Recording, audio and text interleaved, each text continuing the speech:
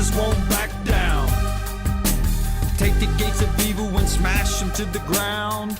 He saves souls from every country and every town. Jesus won't back down, not from any man or any crowd.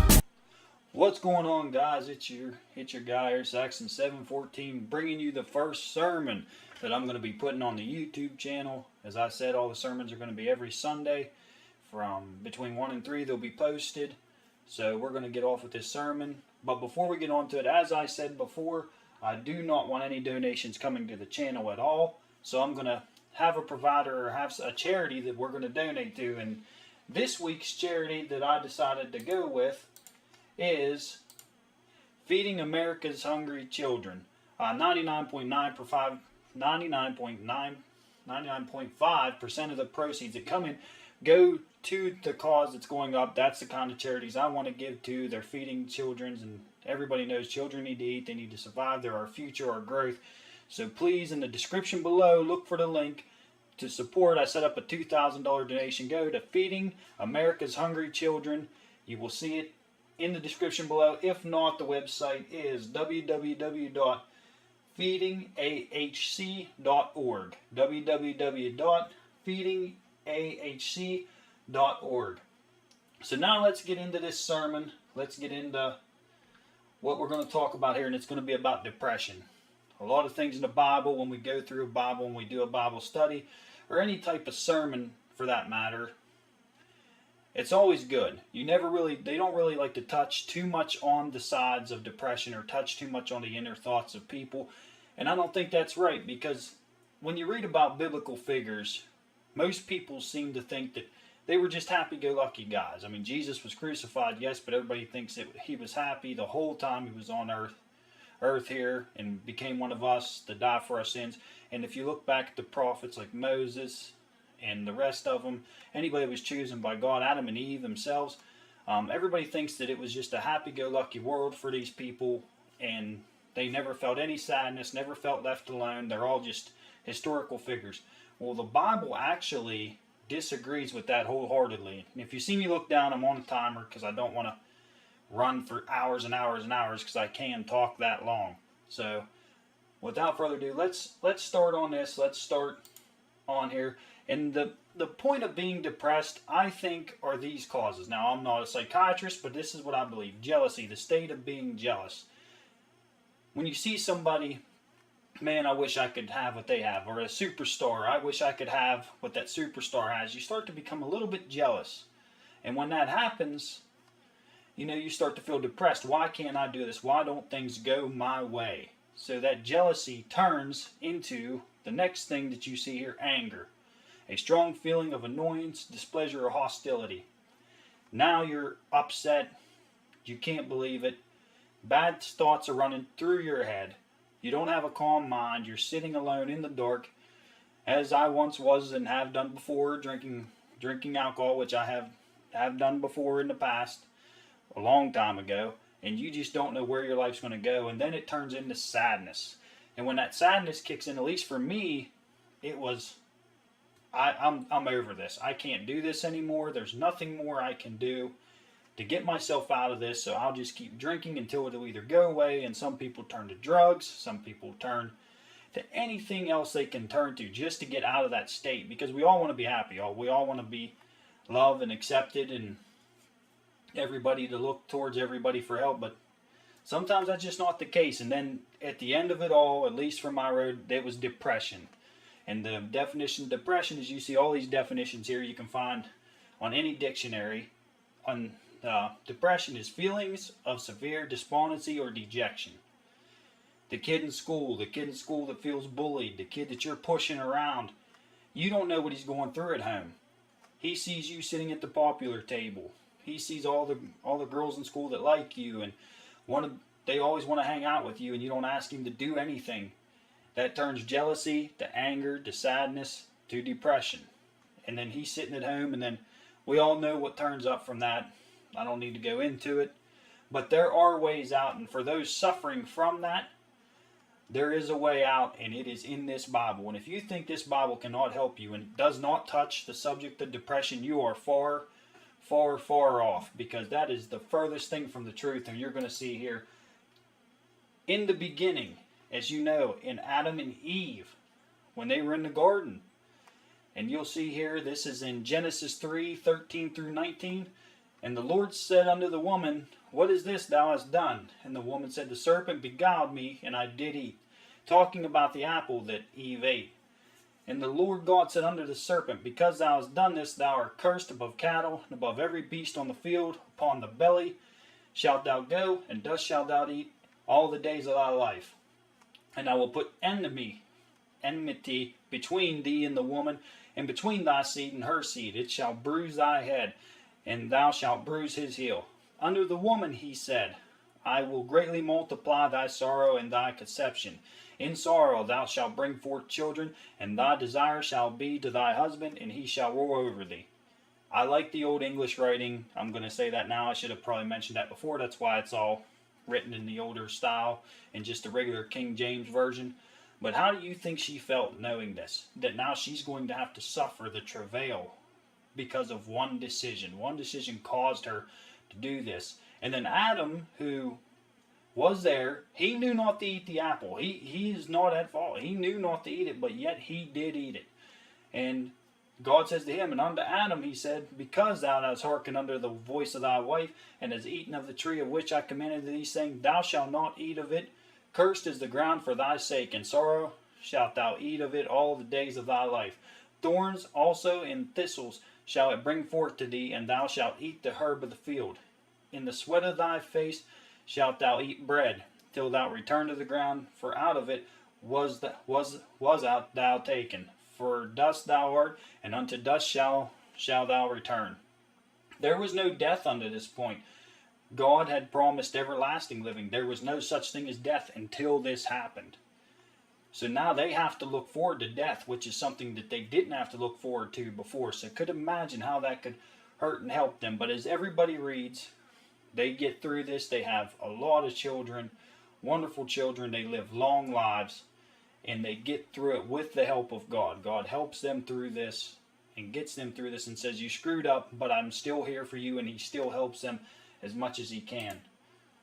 On the next one, we're going to talk about the jealousy side a little bit with Cain and Abel. Everybody knows the story. Here it is written word for the Bible. This is in Genesis 4:5 through 13. But unto Cain and unto his offering he had not respect. And Cain was very wroth, and his countenance fell. And the Lord said unto Cain, Why art thou wroth? Why is thy countenance fallen? If thou dost well, shall thou not be accepted? And if thou dost not well, sin lieth at the door, and unto thee shall be his desire, and thou shalt rule over him. He's saying there that sin is going to rule over Cain. Because Cain was working hard, as we all do in our daily jobs. We work hard and we just can't get ahead. We see the guy that always is getting ahead of us. No matter how hard we work, there's that one guy that we can't pass up.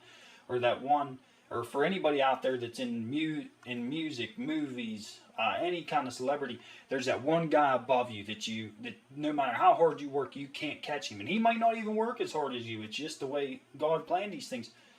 And he's telling Cain that it doesn't matter. I see what you're doing. You don't have to impress anybody here but me. I see how hard you're working, and I do appreciate it. It will be accepted. Keep working hard. But Cain didn't take that road. And Cain talked with Abel, his brother, and it came to pass when they were in the field that Cain rose up against Abel, his brother, and slew him. And the Lord said unto Cain, Where is Abel thy brother? And he said, I know not. Am I my brother's keeper? And he said, What hast thou done? God is in disbelief that just because of this little bit of countenance that fell, that he has done one of the most despicable acts in the beginning of the Old Testament, which was murder. And the voice of thy brother's blood cries unto me from the ground. And now thou art cursed from the earth, which hath opened her mouth to receive thy brother's blood from thy hand. When thou tillest the ground, it shall not henceforth yield unto thee her strength. A fugitive and a vagabond shalt thou be in the earth. And Cain said unto the Lord, My punishment is greater than I can bear. He was sorry. But after you cross that point, there's no coming back.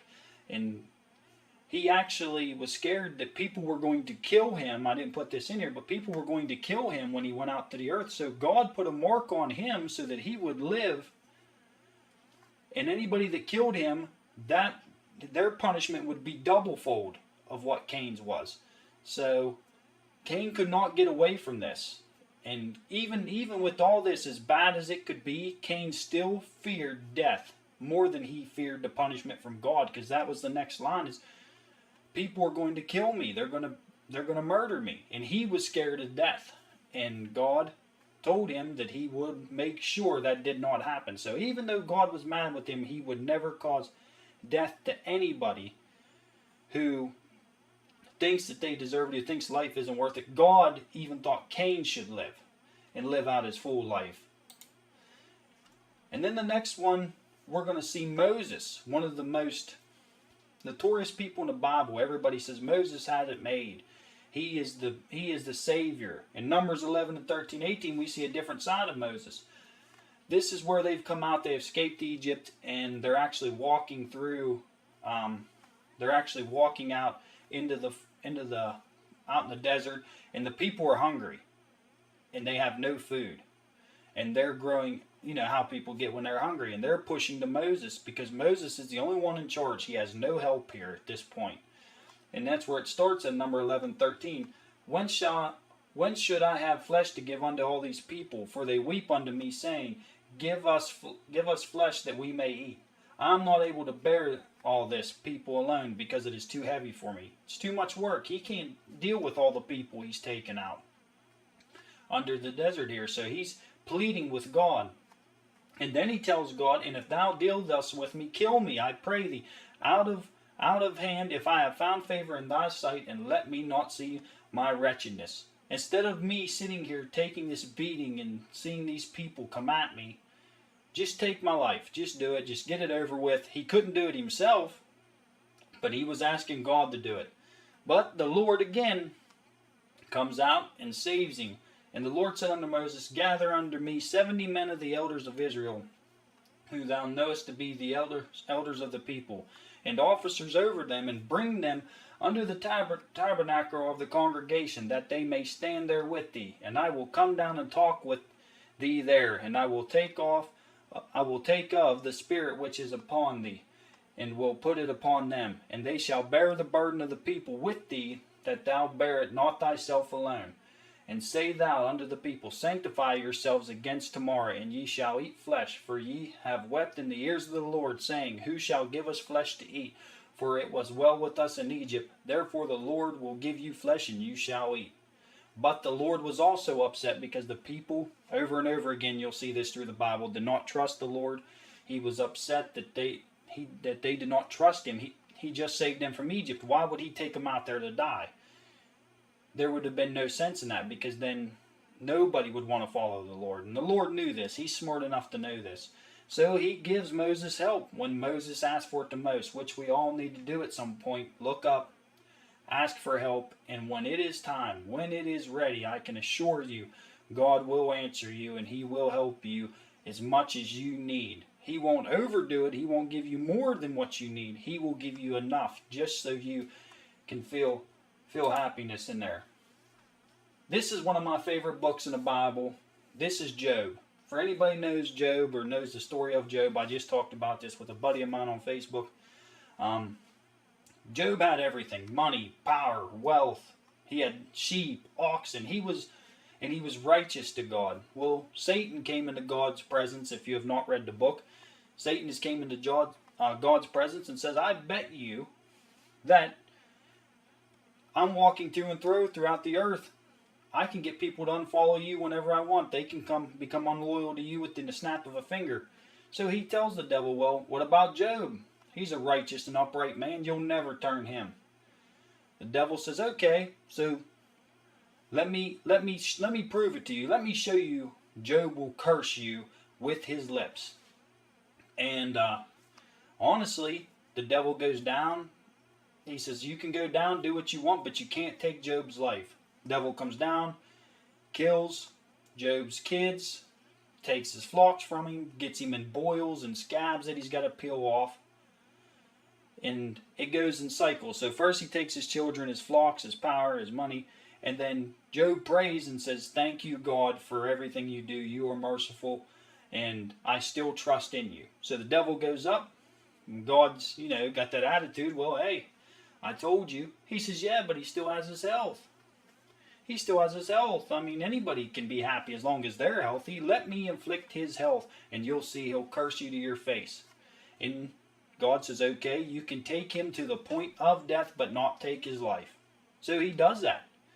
And Job goes through this, and at this point, he's pretty upset right now. He's pretty upset. He's got these boils. He's done nothing wrong. And back in those days, when things went wrong, people thought you just sinned. You've sinned. You've done something wrong to anger God. In this case, Job has done nothing, and the guys that are with him are telling them that, what have you done? You have to have done something wrong. So Job gets so upset at this point, he doesn't curse God, but he curses the day he was born. And he gets completely upset, and he goes and as you can read here in Job 3, 1 through 11, after this opened Job his mouth, and he's talking to God here, and cursed his day. And Job spoke and said, "Let the day perish wherein I was born, and the night in which it was said, there is a man and child received. Let the day be darkness. Let not God regard it from above, neither let the light shine upon it. Let darkness and the shadow of death stain it. Let a cloud dwell upon it. Let the blackness of the day terrify it. As for the night, let darkness seize upon it. Let it not be joined unto the days of the year. Let it not come into the number of months. Lo, let the night be solitary. Let no joyful voice come therein." Sorry, I'm starting a little bit. "Let them curse it that curse the day, who are ready to raise up their mourning. Let the stars of the twilight therefore be dark. Let it look for light, but have none. Neither let it see the dawning of the day, because it shut not up the doors of my mother's womb, nor hid sorrow from mine eyes. Why died I not from the womb? Why did I not give up the ghost when I came out of the belly?" He was asking God, why? Why was I even born if I was going to have it all, lose it all, and then have to sit here and suffer? I didn't put it in here because then I could be here for hours and hours talking on this book, but in the end, what ends up happening is God answers him. And God gets pretty straightforward with him and tells him, "How dare you even ask? Did you create the heavens? Did you create the earth? Did you create the moon, the stars, the ground, the grass, the animals? Were you born? Did you see all this created from my hand? And you have the right, you think you have the fortitude to ask me why this has happened to you?" He never cursed God, he just wanted an answer, which is why we shall never curse or ask why, no matter what happens. So now, and at the end of all that, God gives Job more than he had before. So you see I clicked the next slide because we're going into the New Testament, but I want to finish a little of the Old. God ended up giving Job more than he had because Job stayed faithful, never cursed God. But God explained to him that do not ask why. There are reasons for what I do. You just have to trust in me. And Job did that, but he wanted to know why, and God told him he had no right to know why. There was no reason for him to know. So as you see, we're going into the New Testament here, because in the Old Testament, you've seen a couple steps here from here and there. I could go on forever about jealousy and envy, and I can go on and on about the deaths and the betrayals that caused this depression, how people have had it all, lost it all, like with King David, with Saul being jealous of David. I could go on and on, like I said, but I don't want to run your guys' ear off. So let's start in the New Testament. In the New Testament, whoops, my mouse went over there. We are now, when Jesus has told Peter before that he will curse him and he will deny him 3 times. Peter said, "I will not do this. This will not happen, I promise you." And Jesus says, everybody knows the story, before the crow cocks 3 times, you will deny me 3 times. So let's read about it here in Matthew 26, 69 through 75. "Now Peter sat without in the palace. And a damsel came unto him, saying, Thou also was with Jesus of Galilee. But he denied before them all, saying, I know what thou sayest. And when he was gone out into the porch, another maid saw him, and said unto them that were there, This fellow was also with Jesus of Nazareth. And again he denied an oath, I do not know the man. And after a while came unto him were they that stood by, and said to Peter, Surely thou also art one of them, for thy speech betrays thee. Basically, he's lying. Then began he to curse and to swear. He got so mad he cursed and swore, I know not the man. And immediately the cock crew. And Peter remembered the words of Jesus, which said unto him, Before the cock crow, thou shalt deny me thrice, or 3 times. And he went out and wept bitterly. How do you think he felt? He could have easily taken his own life. I would have felt that bad. I mean, I don't know how anybody could deal with that kind of grief, knowing that it was predicted and then it came true, which he had to have been heartbroken, because Peter was a stand-up, upright guy, he thought, to Jesus. So we're running close on time, so I'm trying to keep moving. Now this is the big one. This is when it all goes wrong. This is Judas the Iscariot. Everybody knows that he betrayed Jesus. He's the one that turned his back on him, because I think he was stealing out of the pot a little bit for some money. I think he was stealing the money they were collecting. And this is what happens. When he finds out that Jesus was actually the Son of God, he goes back to the Pharisees, and this is what he says to them. Then Judas, which had betrayed him, when he saw that he was condemned, repented himself, and brought again the 30 pieces of silver to the chief priests and elders, saying, I have sinned in that I have betrayed the innocent blood. And they said, What is that to us? See thou to that. And he cast down the pieces of silver in the temple, and departed, and went and hanged himself. That's in Matthew 27, 3-5. He had nowhere to go. He thought that he was completely done. And Jesus wouldn't have wanted this. Jesus wouldn't have wanted him to hang himself. But he felt that bad that he felt that he needed to. And you see, these priests and elders were praising him for turning him in. We're going to make you rich. We're going to give you this. Oh, this is great. This is what we need. And then look, when he needed them, when he thought he had people there for him, he realized that was not true. And the chief priests and elders told him, This isn't we have nothing to do with this. Go deal with this yourself. There's no reason for us to be involved in this. You did this. He felt that bad, and this is not what Jesus would have wanted. But he knew his sin. He knew how bad he was in with God. But I think God would have forgave him. It does not say, but that's my opinion. Because if we read throughout, Jesus forgave a lot of people in the Old Testament and in the New Testament. For as Jesus said, I was there in the beginning, and Abraham called me his father. So, I mean, he was there in the beginning, and he let everybody else go. So I figured he would have done the same. But that ain't the way that Judas seen it. So now, we are going here. This is Ananias. This is in Acts 9:13-16. And it says, Then Ananias answered the Lord, I have heard by many of this man how much evil he hath done to thy saints in Jerusalem. And here he hath authority from the chief priest to bind all that call on thy name. But the Lord said unto him, Go thy way, for he is chosen a vessel unto me to bear my name before the Gentiles and kings and the children of Israel. For I will shew him how great things he must suffer for my name's sake. They are talking about Paul here. They are talking about Paul, and his name before Paul is slipping my mind. I apologize. But they are talking about Paul. And before he followed the Lord, everybody knows the story. He became blind going to hunt the Christians and the people following Jesus, because he was loyal to those in the temple. And he was literally executing anybody that spoke Jesus' name in Jerusalem. And now he is on the road. I can't remember what road it is. Like I said, I apologize. And he gets down there, and he goes blind, and Jesus speaks to him and says, Saul. His name was Saul. There it goes. He had to recreate the whole thing. He says, Saul, why do you persecute me? Why do you hate me? And he says, Is that you, Lord? he says, why do you do this? Why do you do this? And after this man heals him from being blind, he becomes a great, great priest for all of us Gentiles. He goes out and speaks the word of God and follows him wholeheartedly. And Jesus did exactly what he said he was.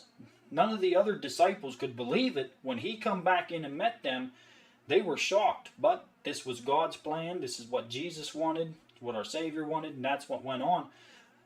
But before, like I said, before Saul changed over, he was killing Christians. And Jesus forgave him and showed how great his forgiveness is. He was after me to kill me, but yet I still want him to teach others. So, going on to the next one. This is Jesus. Now, if anybody thinks Jesus never felt depression or never felt alone, you're in for a shock, because here it is here in Matthew 26:36 through 42, when he went out to the garden right before he was captured, right before he knew he was going to be captured and crucified. Let's read 36. Then cometh Jesus with them unto a place called Gethsemane, and saith unto the disciples, Sit ye here, while I go and pray yonder.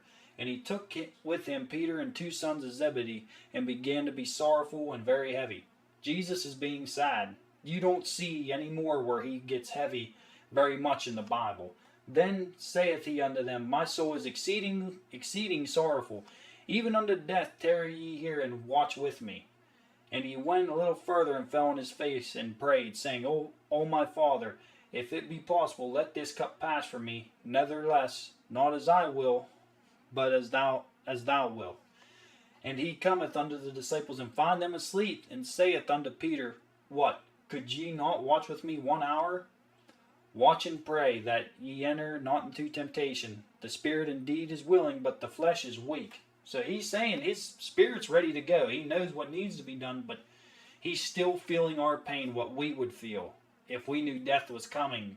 Everybody gets scared when they know they're going to die, or if it crosses us. But, sorry, my phone rang, but that is what happens, to us. And with Jesus, he is finally feeling a human sorrow that we feel. And he still, and look at how he ends up handling it. He went away again the second time and prayed, saying, O my Father, if this is my cup, may not pass away from me, except I drink it, thy will be done. He trusted in his Father enough to know this has to happen. This is the way that it has to happen. This is the way that it must go. And he got himself mentally ready for it. So if he can overcome this, I'm sure any of you out there feeling depression could. And there's one other time that he felt alone. And that was when he was being crucified. And you're going to read it here in Matthew 27 and 46. And about the 9th hour, Jesus cried with a loud voice, saying, Eli, Eli, lama sabachthani. That is to say, my God, why hast thou forsaken me? How many people, how many of you out there have looked up and said, why have you left me?